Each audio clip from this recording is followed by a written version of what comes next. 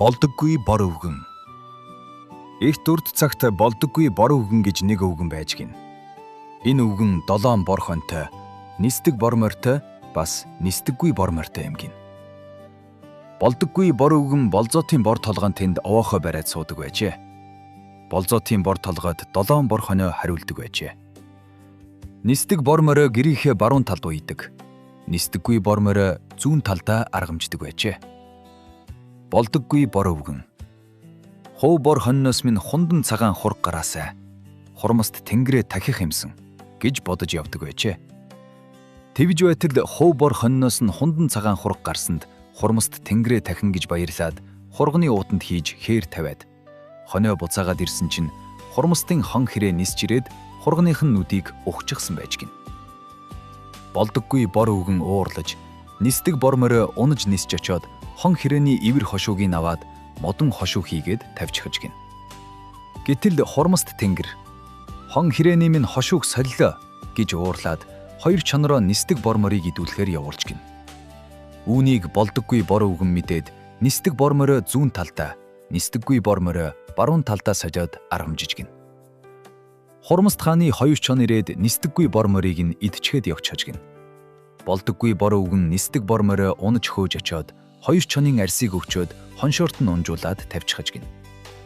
Тэгэхээр хан хурмастаас болдоггүй бор өвгнийг даруулахаар мижид толгойд, марл толгойд хоёр чөтгөрөө явуулж гин. Болдоггүй бор өвгөн хоёр чөтгөрийг ирэхэд тогоо дүүрэн адууны сэвс буцалгаж байжээ. Хоёр чөтгөр ирээд ханы нүдээр шагаахт нь халуун сэвс цацаад нүүр амийг нь шалцлаад явуулж гин. Хан хурмаст уурлаж болдоггүй бор өвгнийг хоёр луугаараа нэргүүлэхээр явуулжээ. Болдоггүй бор өвгөн үүнийг мэдэж болзоотын бор толгойд хонио хариулж явснаа бор хурган дах борлж шарилжаар манууха босгочоод гинт холдоод өөр газар яваад өгчээ. Хоёр луу болзоотын бор толгойг бор нүүрс болтол нэргээд явчихжээ. Болдоггүй бор өвгөн нисдэг бор морио унаж нисч хөөж очоод хоёр лууны сүүлгийг тас цагчаад явуурчихжээ.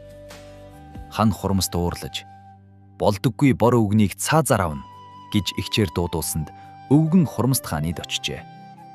Хан хурмаст чи яагаад хэрээний минь ивэр хошууг модон хошуугаар саясан гэж асууж гин.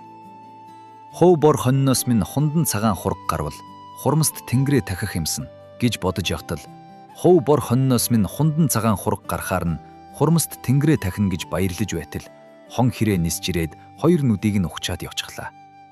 Тэгэхээр нь би уурлаж хэрээний хошууг авсан гэж хэлжээ. Тэгвэл тэр чиний зөв.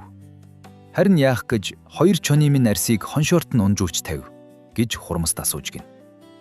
Та нисдэг бор морийг минь идээр иргэсэн үү? Нисдэггүй бор морийг минь идээд иргэсэн үү гэж хурмастаас өвгөн асууж гин. Нисдэг бор морийг ид гэж явуулсан юм. Тэгвэл тэр хоёр чон чинь нисдэггүй бор морийг минь идчихээр нь би уурлаад арсыг хоншоорт нь чиргүүлээд тавьсан гэж гин.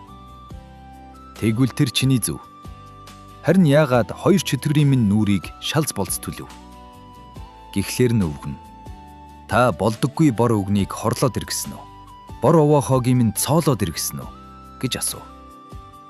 Болдоггүй бор өвгнийг хорлоод иргэсэн. Болдоггүй бор өвгнийг хорлохын оронд бор овоохоогийн минь цоолоод ураад байхаар нь би нүрийг нь түлсэн гэжээ. Харин өвгөн чи миний хоёр лууны сүүлийг яагаад тас цагчсан билээ гэж өвгөн асуув. Болдоггүй бор өвгнийг нэргээд иргэсэн гэж. Тэгвэл болдоггүй бор өвгнийг нэргэхийн оронд болзоотын бор толгойг бор нүүс болтол нэргэхээр нь би хоёр лууны сүүлийг тас цагчсан гэв. Хурмаст хаан тэгвэл хэр чиний зөв гэжээ. Ингээд болдоггүй бор өвгөн 7 бор хонтойгоо, мисдэг бор морьтойгоо амар сайхан жаргажээ.